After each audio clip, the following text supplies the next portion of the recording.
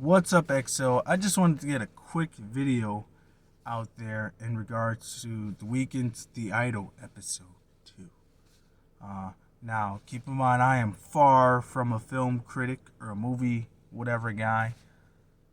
But I'll just kind of give you my quick thoughts.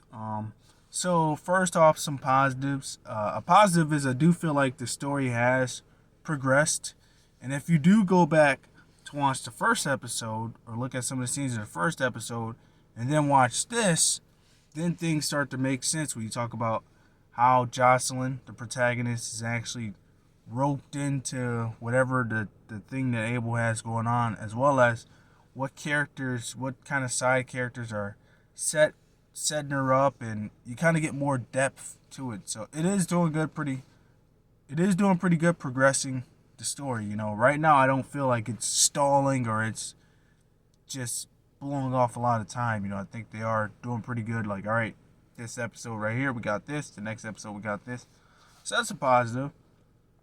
Another positive is the Weeknd, Abel. I do like his character. Um, he's not overbearing. He's not too much. I think they're doing their job where they're making it about the protagonist, and then pretty much right when it starts to kind of get to the ending or whatever, that's when they start bringing his character more so on screen. So that is a positive. What are some more positives? I mean, the show is what the show is at this point. It's just kind of, nothing, you know. So I think positives is still keeping up with that fire, still moving on the story. Now we'll get to the negatives. One of the negatives is I know Abel just released this song for the Idol soundtrack. I'm a Freak by Lily Rose Depp, Jocelyn, whatever. I ain't gonna lie. They must have played that song about 15, 20 times. Over the course of 2 episodes, 50 times. That song played so much, and I ain't gonna lie. If it ain't the Weeknd singing it kind of gets like, ugh, alright, okay.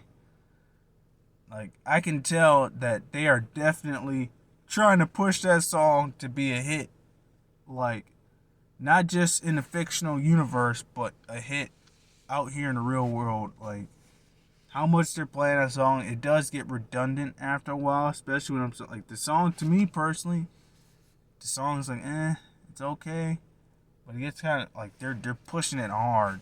I'm like, it's to the point where they redo certain like some of the dance sequences in the first episode as well as the second episode. The dance sequence where they're filming the music video and all that stuff, replaying the scene over and over and over with the same song over and over and over. And I'm like, okay. When are you gonna play Double Fantasy? Like, let me hear that over and over. You know what I mean? Let me hear some Abel stuff over and over. Not this Jocelyn chick. I get she's the protagonist, but that does get a little like, oh, okay.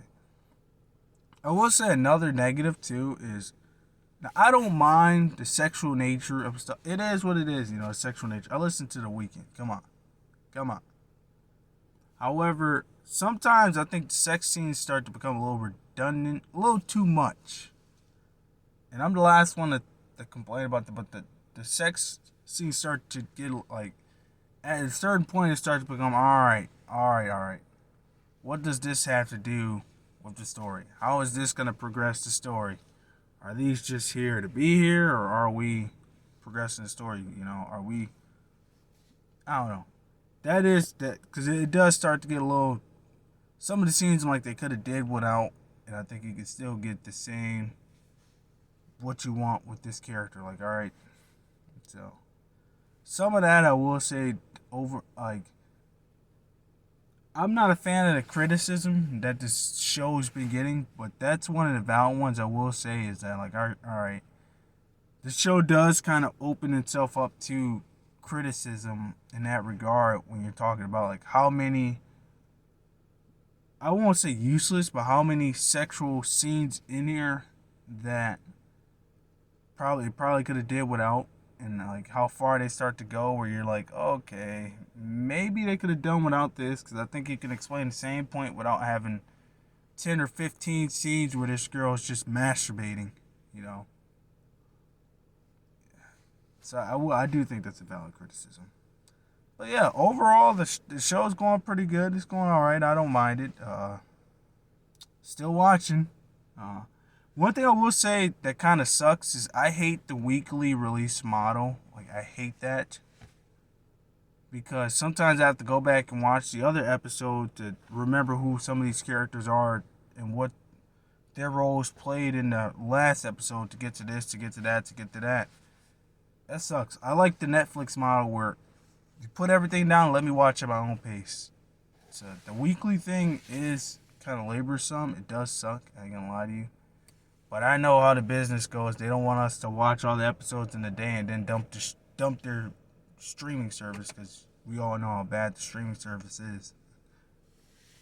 But yeah, those are my thoughts on it. Let me know what y'all think. All right, thanks.